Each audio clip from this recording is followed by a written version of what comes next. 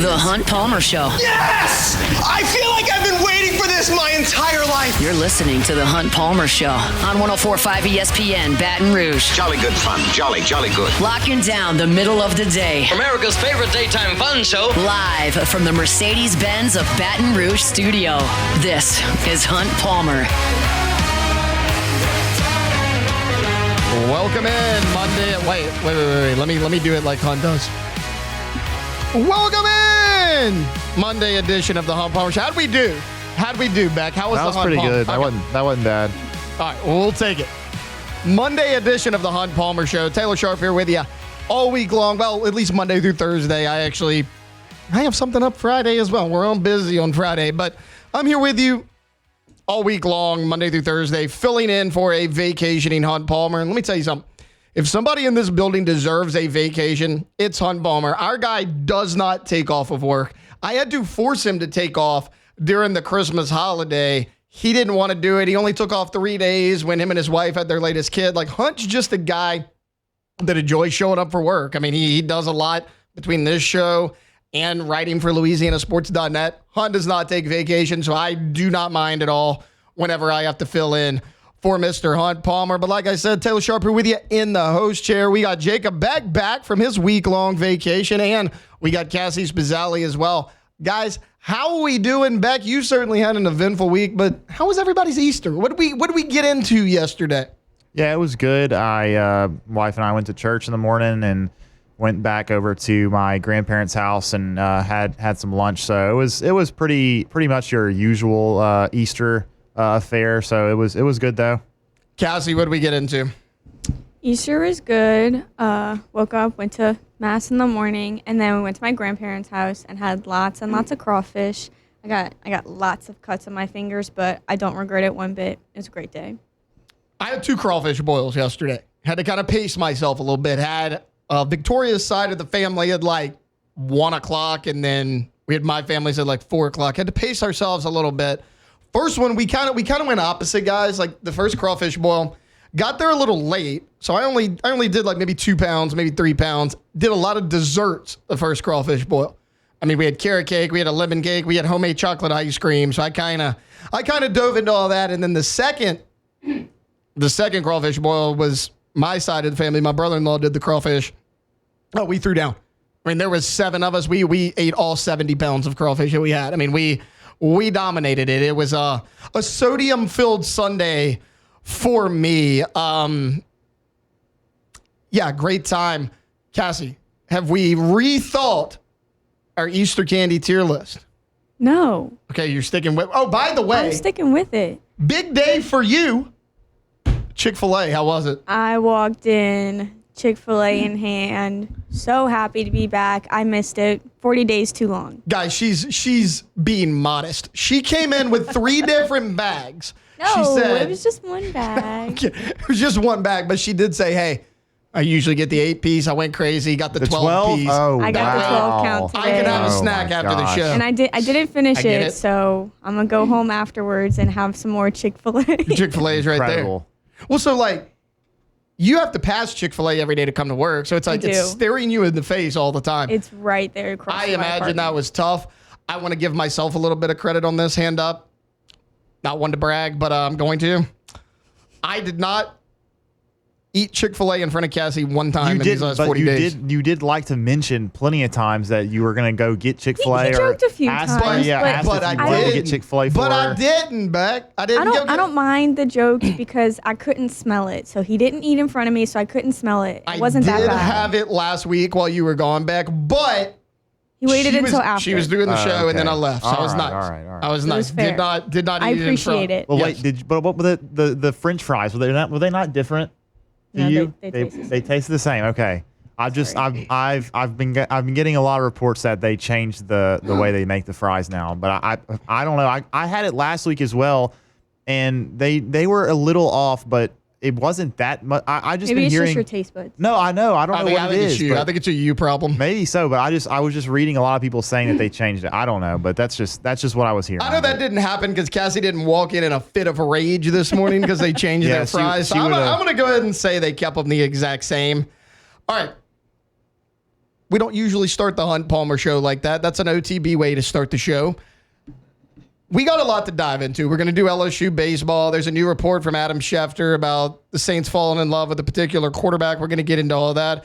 LSU football, a player who was mentioned as a possible transfer portal candidate decided he is not going to enter the portal. That's big news. And then we're going to continue to break down the transfer portal of college football. We're going to get into it all. Right now, though, let's get this show started like we do every day with our Genesis opening drive. It's time for Hunt's Opening Drive, presented by Genesis of Baton Rouge. LSU fresh off a weekend series against the Alabama Crimson Tide, which helped the Tigers get 2 out of 3. I'll give you a little recap game by game, and then I'll give you maybe my biggest overall takeaways from the weekend. The Tigers get it done against the Crimson Tide on Thursday night, 11-6. They get a close, hard-fought victory, 4-3. On Friday night. And then on Saturday, the Tigers were looking for the sweep, couldn't quite get it done. Alabama wins that one 7-4. Gonna kind of give you a scoring recap. Game 1, Alabama actually had a 5-1 lead in the bottom of the 6th inning. It's weird when you look at the stat line because Cade Anderson goes 6 innings. He gives up 5 runs, and you're thinking, okay, well, he didn't have a great day. He had 10 strikeouts, no walks. It's just every ball pretty much that was hit left the yard. It was just one of those, you're either not going to hit it at all or you're going to hit it and it's going to go a long way. But look, Alabama had that 5-1 lead in the bottom of the 6th inning. Ashton Larson comes up as a pinch hitter, 3-run home run. That puts the Tigers within 1, so LSU's only down 5-4 at this point. Then a little bit later, Stephen Milam comes in. He gets a 3-run home run. It was a 4-run 7th inning for the Tigers. Ethan Fry had a 2-run home run in the 3-run 8th inning. And then Kason Evans, he earned that win. He limited Alabama to no runs on 2 1/3, 1 walk, 2 strikeouts. Alabama did plate a run in the top of the 9th, had the bases loaded with 2 outs, but like he's done all year long, Zach Cowan comes in. He records the final out, earned his 5th save of the season. He would actually get his 6th save in game number 2. Speaking of game number 2, Alabama once again jumped out to a lead. It was a 1-0 lead. LSU erased that with 2 runs in the bottom of the 3rd. Daniel Dickinson with an RBI. Jared Jones lined a scoring double. Tigers go 4-1 in the 4th. A 2 RBI single by Derek Curiel, who continues to hit the ball well. Alabama gets back thanks to Richie Bonamolo, who we highlighted on OTB a week ago as one of the dangerous hitters in the lineup. That narrowed the Alabama gap 4-3, so the Crimson Tide down just 1 run. It's kind of back and forth at that point. LSU was able to hold on. A big takeaway from game number 2, at least for me, was center fielder Chris Stanfield. He's batting in that 9 hole, and we had talked about it going into SEC play, and it's really continued to ring true. 1 through 9 in this lineup. Doesn't really matter where these guys are hitting. 1 through 9, they're dangerous. Yeah, your 9-hole hitter in game 2. LSU had 12 hits. Chris Stanfield, 4 for 4. He had a double, scored 2 runs. That's your 9-hole hitter. That's going to win you a lot of baseball games.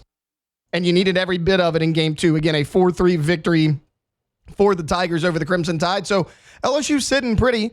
They win games 1 and 2, but game 3 was a little bit different. Zane Adams, the starting left-hander for Alabama, limited LSU to just 1 run in 5 innings of work. Richie Bonamolo, who I mentioned in that game 2, he had a 3-run homer in the top of the 3rd inning. That gave Alabama an early 3-0 lead. LSU narrowed the gap a little bit. It was kind of back and forth, but Alabama tacked on insurance runs in the 9th. LSU in the bottom of the 9th, they got a walk. Josh Pearson gets on. Jake Brown has an RBI triple, but it just was not quite enough. And of course, LSU dropped that last game 7-4. As far as my takeaways from this weekend, once again, your bullpen was actually pretty good. I mean, it's been really good 2 weekends in a row. We talked about it last week on OTB. Like, yeah, you got swept by Auburn, but if I would have told you you threw 8 relievers in the series against Auburn and gave up a total of 2 runs, you would have said LSU swept that series. It was the bats that let you down. But look at game 1. I mentioned Cade Anderson, 5 2/3 inning, gave up 5 earned runs. Well, Jacob Myers, Kason Evans, Connor Bench, Zach Cowan, they combined for 1 run the rest of that game. Game 2, Anthony Ianson was dominant. So it was a little bit different way that LSU had to handle things. Now, he got into some trouble early as far as putting runners on base, But I've gotten to the point now, I don't care how much trouble Anthony Ianson gets in or you think he's in. You leave him in the game. We saw it the first 2 weekends of the season. It was out of conference. He got in trouble. He had multiple runners on base early in the game with no outs, and he was able to get out of a jam. He's continued to do that all season long. Like, Anthony Ianson is so calm with runners on base. The base runners do not faze him at all. I mean, a lot of times, like Thatcher Hurd's a guy that comes to mind, right? When nobody's on base, Thatcher Hurd's dealing. He walks 1 or 2 guys. He just seems to get in trouble. It snowballs on him. Everything kind of collapses. Anthony Ianson, the complete opposite. I mentioned he got into some trouble early. He goes 6 innings, 12 Ks, only 5 walks. And you win that game. That was the 4-3 game. You needed every bit of that from Anthony Ianson. He was good. He got out of trouble early, finished strong. Game 3 was obviously the one that everyone's going to talk about because when the starting lineup was announced, Chase Shores was not your Game 3 starter. This is something that was hinted at all last week.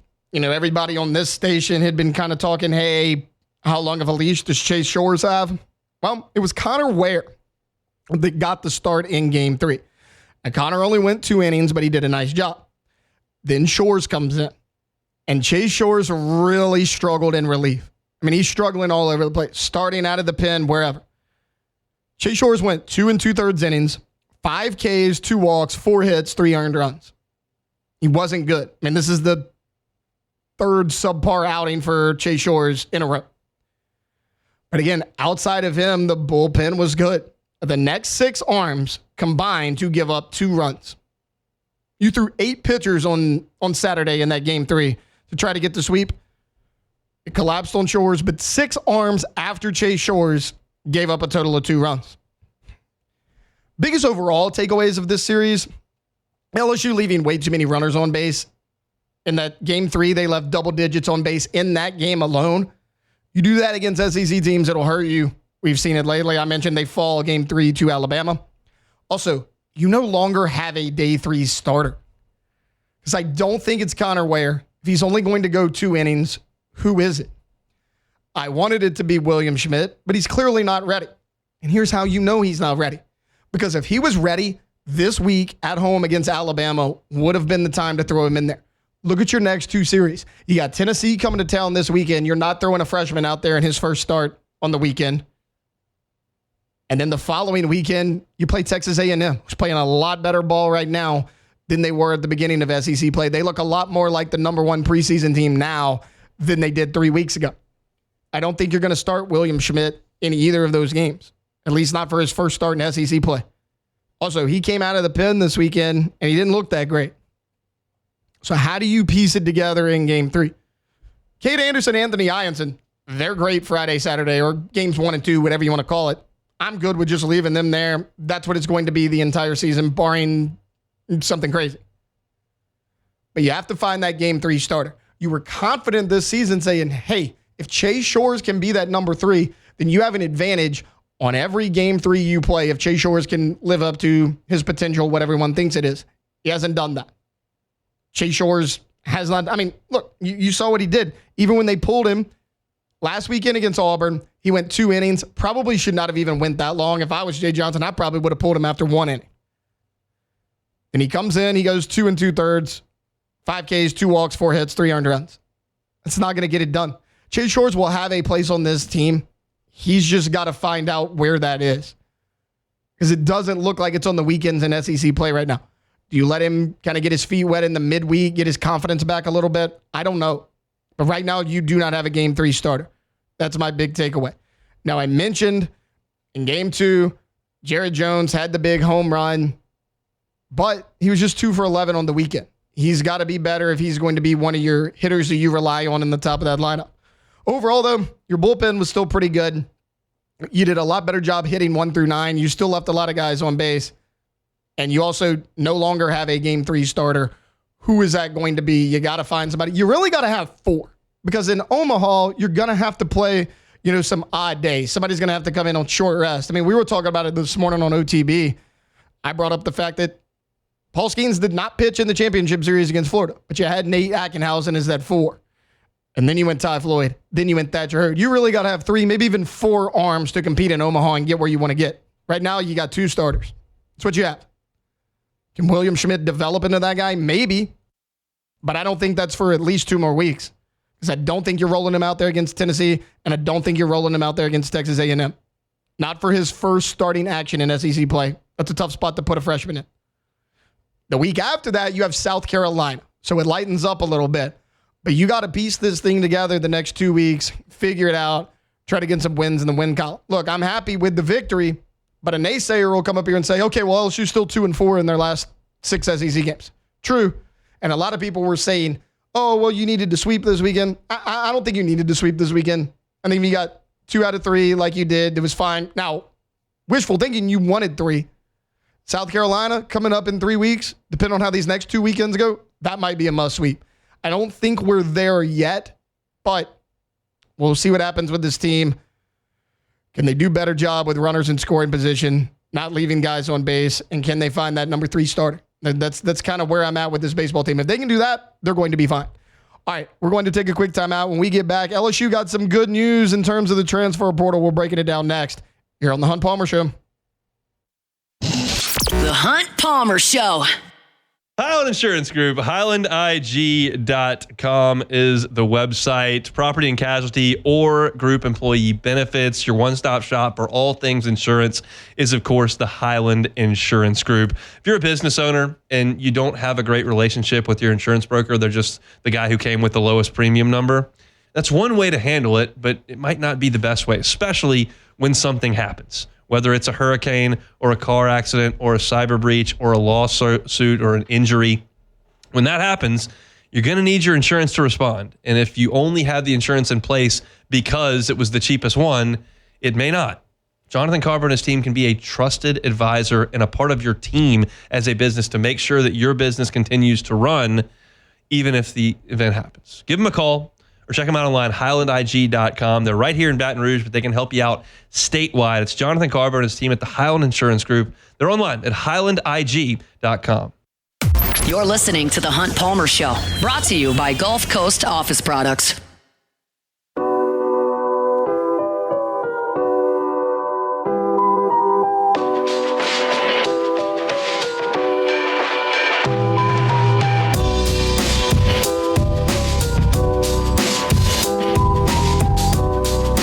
Welcome back in, Monday edition of the Hunt Palmer Show. Taylor Sharp sitting in for a vacation to Mr. Hunt Palmer. I believe Hunt probably somewhere on a beach right now, just enjoying life. Are there any golf courses nearby? I don't know. I know he's playing. I was about to say, yeah, he is. If there's one, he's going to find it. He will be. No question about that. But yeah, look, we're in here today, tomorrow, Wednesday, and Thursday. So another long week for you guy.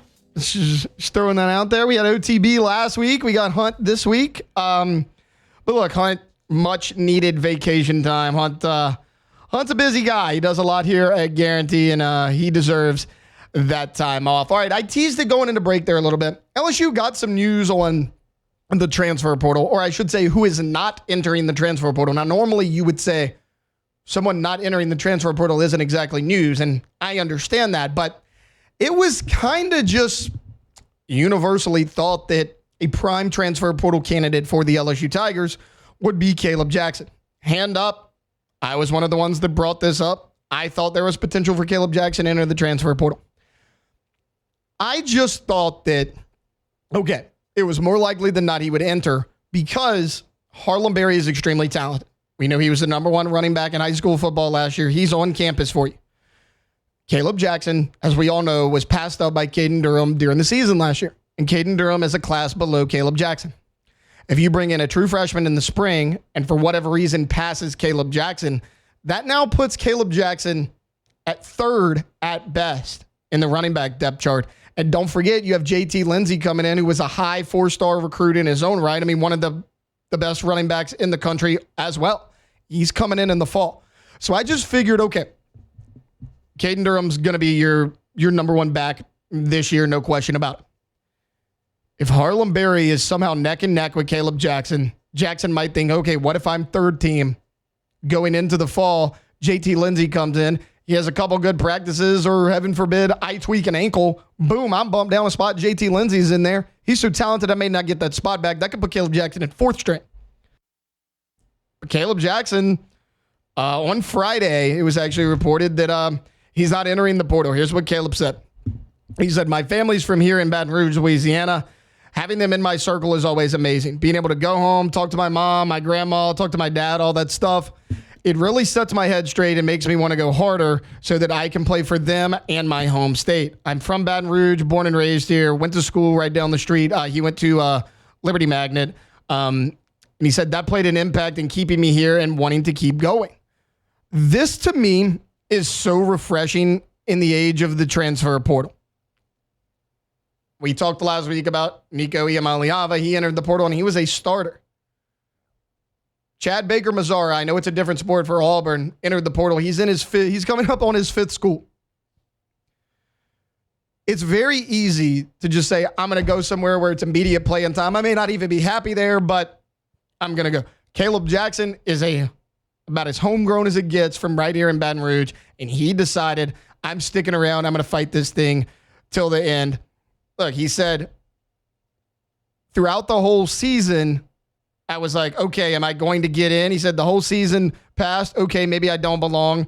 Maybe I should do this. He said, but I put my trust in God, my family, the coaches. They just said, keep working, keep doing this, keep doing that. He said, I feel like I had a better spring this year than I did last year. Last week when I broke down the spring scrimmage and had immediate reaction, Caden Durham did not practice in that spring scrimmage just for precautionary reasons.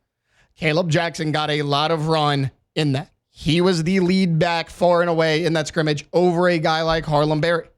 Maybe that helped play a role in it. Because if you go back and look at Kaleb Jackson last year, look, the flash plays have been there. 2 years ago, we saw him run over the DB at Mississippi State as a true freshman. Everyone loved it. I mean, the flashes have been there. As a freshman in 2023, Kaleb Jackson, 165 yards rushing, 4 touchdowns, 5.3 yards per carry.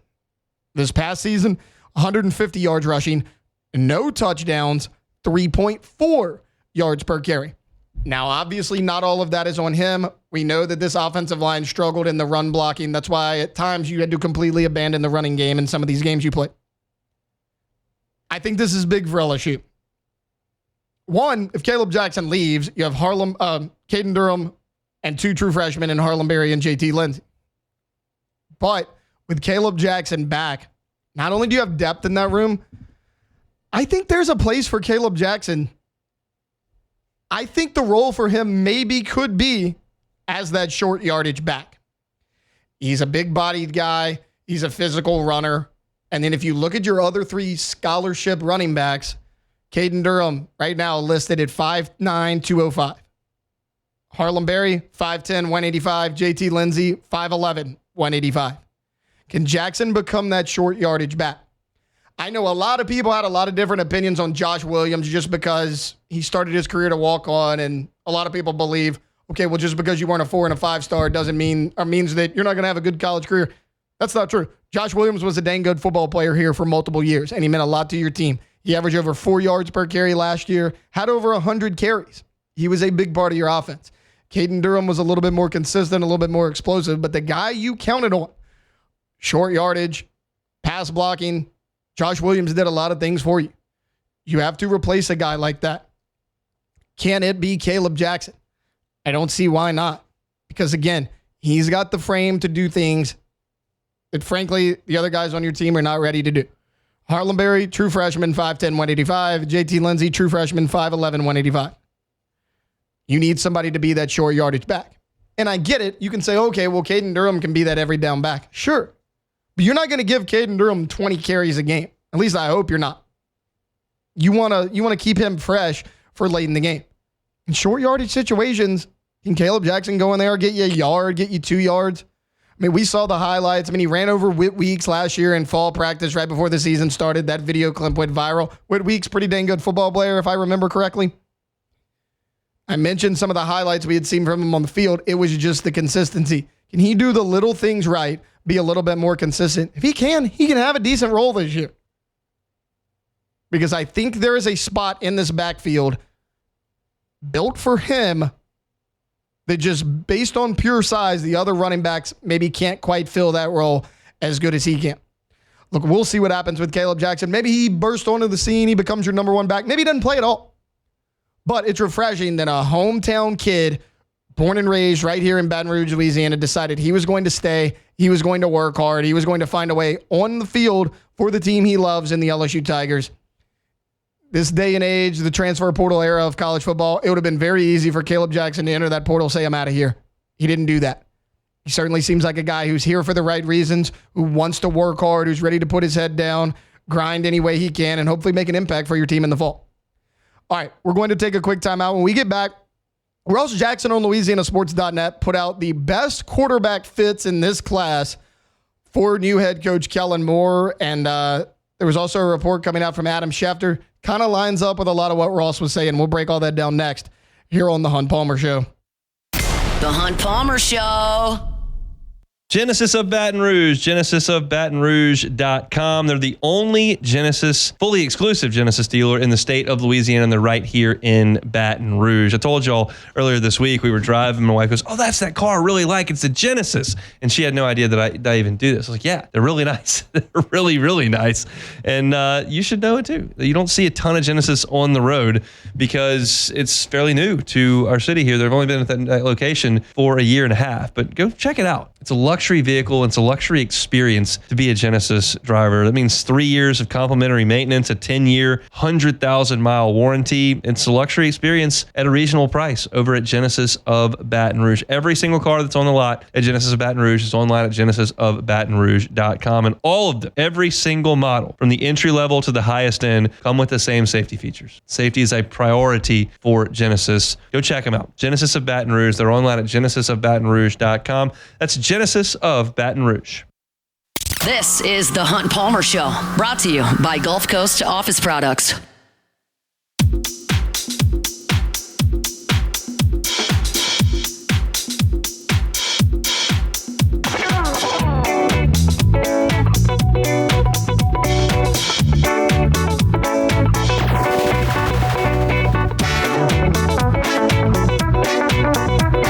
Welcome back in, Monday edition of the Hunt Palmer Show. Taylor Sharp sitting in the host chair for our guy, Hunt Palmer.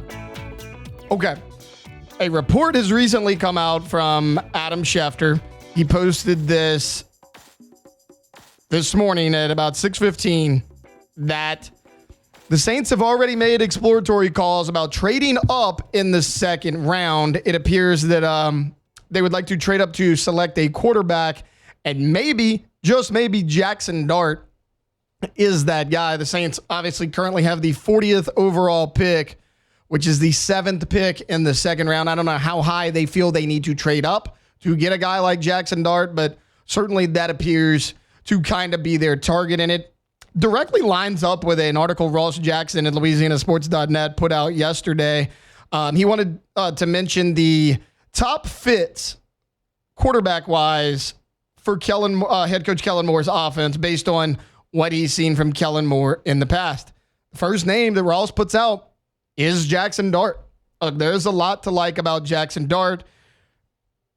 I get it. A lot of people are going to say, okay, well, is playing for Lane Kiffin a positive or a negative for Jackson Dart? Because his offense is so quarterback friendly, because quarterbacks in his offense haven't traditionally had a ton of success at the NFL level.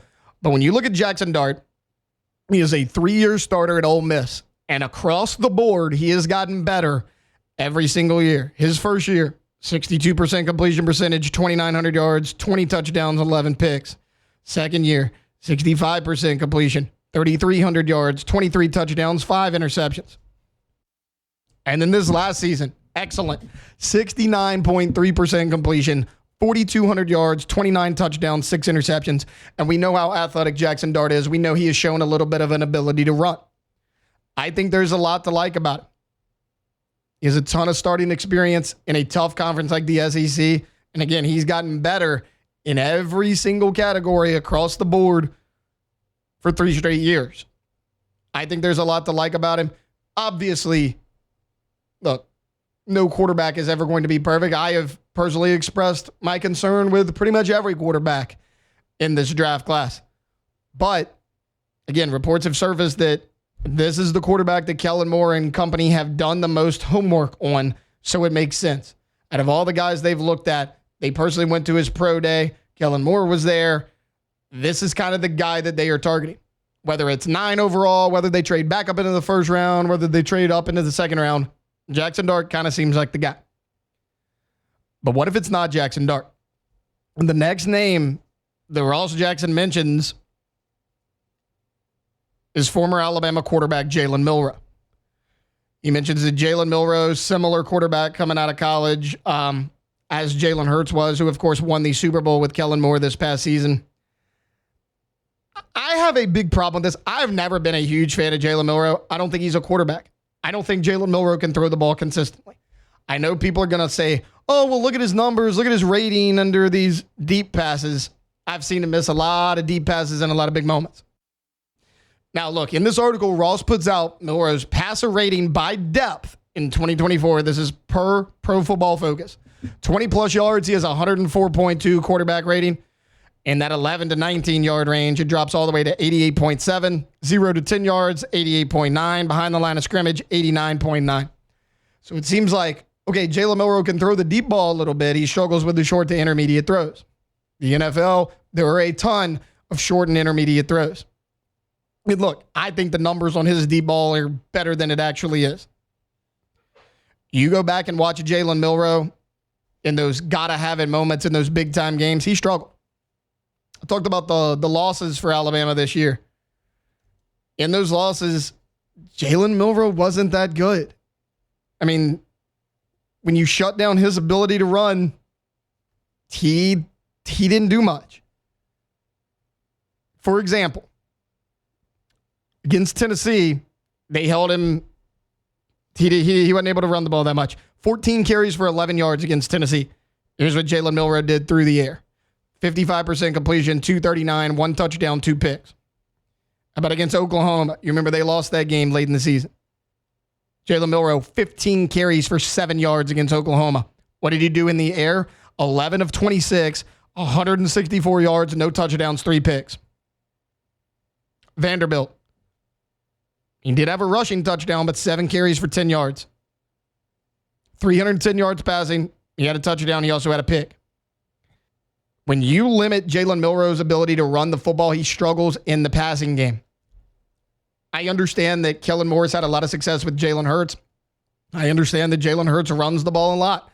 Who's to say that they can't do the same thing with a guy like Jalen Milroe? One, Jalen Hurts has a way better offensive line than anything Jalen Milroe could potentially play behind in New Orleans, at least for the foreseeable future. So it takes a little bit of the pass rush off Jalen Hurts. Also, coming out of college into the NFL, I thought Jalen Hurts was a way better passer than Jalen Milroe. Everyone's going to want to look at Alabama Jalen Hurts. Look at what he did at Oklahoma his last year. He was runner-up for the Heisman Trophy that year. Jalen Milroe was able to throw the ball a lot better. Jalen Hurts was able to throw the ball a lot better than a guy like Jalen Milroe. The last name that Ross mentions is a guy that continues to shoot up draft boards. Every year there is a player that has a late rise that people bring up. Hey, watch this guy. He could go a lot higher than projected. Tyler Shuck might be that guy this year. A lot of people have age concerns. They say he's 26 years old. That's not a concern for me because, okay, if you think Shuck is mature enough at 26 years old to come in and play right away, let's say you hit on this pick and he becomes a starting quarterback for you for the next decade. He's still only 36 years old. That's not really a concern for me at the quarterback position. Now, if Tyler Shuck was coming out as a running back at 26 years old, huge red flag I'm staying away from. At the quarterback position, not really that big of a deal for me. Aaron Rodgers is 41 years old. He could potentially come back. Tom Brady played till he was 45. I mean, you look at the guys across the league, quarterbacks are playing into their 40s. It's not nearly as rare as it used to be. Tyler Shuck has played a lot of football. Injuries are a concern for me because he's had 3 different ones. He's broken his fibula in college and has broken his collarbone 2 different times. Now, both of those were the non-throwing shoulder, but it's still a concern nonetheless. I've heard a lot of people say, okay, well, Tyler Shuck put up good numbers and, you know, he lost games that he shouldn't have and he didn't perform well in those losses. It's not necessarily true. I mean, you go look at what he did against Stanford. He was iffy in that game. 270 yards passing, 1 touchdown, 1 interception. But then his other 2 losses, or three more losses. Miami, who was ranked in the top 10, 342 yards passing, 4 touchdowns, no interceptions. SMU by a touchdown, who was a college football playoff team. 325 yards, 2 touchdowns, 1 interception. Notre Dame by a touchdown, who was a college football playoff team, 264 yards, 3 touchdowns, 1 pick. Louisville did not lose games they should not have, except you could argue maybe the Stanford game. And Tyler Shuck performed well in all of those losses.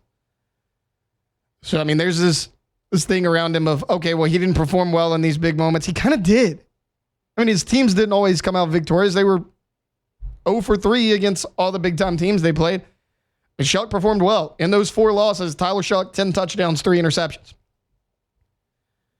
CBS Sports put out an article last week saying one anonymous NFL head coach says that Tyler Shuck is his favorite quarterback in this draft class, even ahead of Cam Ward. And look, that's a guy who's an NFL head coach. I'm not going to sit here and tell you that I love Tyler Shuck, but this happens every single year. Every year there's a guy who performs well at the combine, has a good pro day. People look at his measurables. Tyler Shuck is 6'5", 219 pounds. And then, teams that otherwise wouldn't look at him are like, hey, what does this guy have on tape? You go look at a guy like Tyler Shuck. He has good tape. He's played a lot of football, and teams fall in love with him. He continues to rise up draft boards. There's certainly pros and cons with him, but I think there's issues with every quarterback in this class. Teams certainly believe there's a lot of value there with Tyler Shuck, because if the Saints were to take him, it would not be in the first round. The Saints could maybe even wait at 40. I know I just mentioned the reports of Adam Schefter saying the Saints are trying to be aggressive, move up a little further in the second round to try to grab a quarterback, reportedly, possibly Jackson Dart. But if they can't do that and they want to sit tight at 40, Tyler Shuck's a guy that could be there that could maybe add some value for you.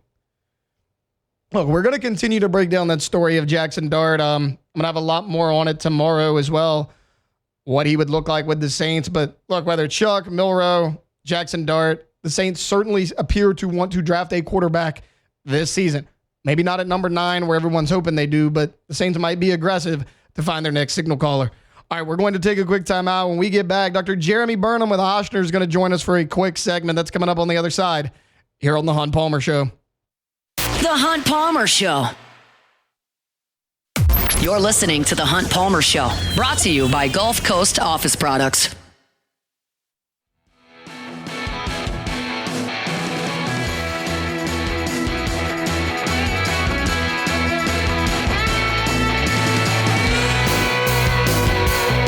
Welcome back in. Final segment, hour number 1. A Monday edition of the Hunt Palmer Show. Taylor Sharp filling in for Mr. Hunt Palmer. In just a few minutes, we're going to talk to Dr. Jeremy Burnham, his bi-weekly Monday segment. Going to get an update on some of the top injuries throughout sports. He obviously with Ochsner Sports Medicine, the Ochsner Andrew Sports Medicine Institute. He's going to hop on, give us a few minutes. Speaking of, we have Dr. Jeremy Burnham right now joins us, Regional Head of Orthopedic and Sports Medicine for Ochsner Andrews Sports Medicine Institute. Dr. Burnham, that was a mouthful. How'd I do? Yeah, you did a great job. I appreciate it. Okay. Look, what I wanted to start here was Joel Embiid. Now, this happened about a month ago, but I had just realized, this is Joel Embiid's 3rd torn meniscus all in the same knee. He tore his first one in 2017. He had issues 2023, 2024. Then he had another one a few months back. 3 meniscus surgeries on the same knee. And look, Joel Embiid's a guy that's over 7 foot tall. I mean, it's not easy on his knees anyways. I mean, what does that mean for him and the rest of his career? Yeah, well, I think it's tough. Like you said, he's had multiple meniscus injuries, and I think his rookie year, it looks like he had a surgery several years ago, which actually repaired the meniscus, and that's where he used sutures to try to pull back those torn pieces of meniscus and get them to heal. And more recently, what he's had done is more consistent with what we call a meniscectomy, and that means trimming out part of the meniscus. And the best way to think about it is if you think about like a hangnail that you have on your fingernail, but it's in the knee instead, a very, very painful hangnail. Oftentimes that's what happens, and the meniscus is very important in the knee, as you alluded to. He's large individual, high demand, explosive, and the meniscus is the shock absorber in the knee, and it also helps to provide some stability. Unfortunately, it does not have good blood supply. The periphery of it has good blood supply, but most of the meniscus just really doesn't have much blood supply, which means when it tears, it won't really heal itself most of the time. And so, unfortunately, we see with athletes and especially high demand athletes that aren't able to give their knee much of a break is that once that meniscus starts tearing, you kind of keep going down that pathway, and people can have part of it repaired, but if that doesn't work, then you end up trimming it and kind of continuing to do that. So it's a difficult thing. You never want to lose any of the meniscus, but certainly when you're playing sports like this for a living, it creates a challenge. Switching from basketball to football, obviously the NFL draft coming up. Abdul Carter is a projected top 5 pick. Like this specific injury I'm about to mention does not seem to be a huge concern for NFL front offices. But, about a month ago when the combine and everything was going on, he went in for his medical, and it was reported that he had a foot stress fracture, which he actually played the entire season with last year at Penn State. It won't require surgery. It's supposed to heal on its own. But for those out there that don't quite know what a stress fracture in your foot is, what does that entail? That's right. Well, and this is one of the reasons that I always encourage patients to be really proactive about their health. I think this is an example of something that really before it got too bad, got picked up at the combine and therefore was able to be treated appropriately. He actually had a recheck within the last week or two leading up to the draft that shows that fracture is healing.